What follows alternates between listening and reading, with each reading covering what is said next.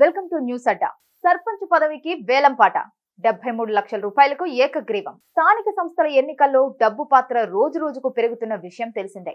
అయితే నల్గొండ జిల్లాలో ఏకంగా సర్పంచ్ పదవిని వేలంపాట ద్వారా దక్కించుకున్న అభ్యర్థి ఆ మొత్తం గ్రామ అభివృద్ధికి కేటాయించడం ఇప్పుడు హాట్ టాపిక్ గా మారింది. నల్గొండ జిల్లా చండూరు మండలం పరిధిలోని బంగారిగడ్డ గ్రామ పంచాయతీ ఎన్నికల్లో ఈ అసాధారణ ఘటన జరిగింది. బంగారిగడ్డ గ్రామ పంచాయతీ సర్పంచ్ పదవి కోసం ముందుగా 11 మంది అభ్యర్థులు నామినేషన్లు దాఖలు చేశారు.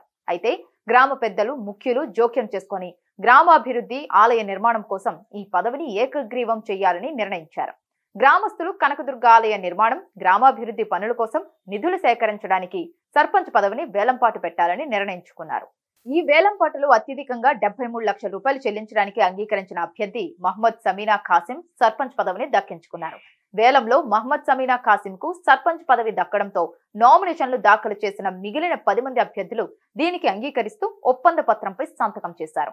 దీనితో వారు తమ నామినేషన్లను ఉపసంహరించుకోవడానికి సిద్ధమయ్యారు. ఈ నిర్ణయంతో బంగారిగడ్డ గ్రామ పంచాయతీ సర్పంచ్ పదవి ఏకగ్రీవం అయినట్లే. దీనికి సంబంధించిన అధికారిక ప్రకటన ఎన్నికల అధికారుల నుంచి వెలువడాల్సి ఉంది. ఎన్నికల ఖర్చు లేకుండానే 73 లక్షల రూపాయలు గ్రామాభివృద్ధికి చేరడంపై స్థానికులు హర్షం వ్యక్తం చేస్తున్నారు.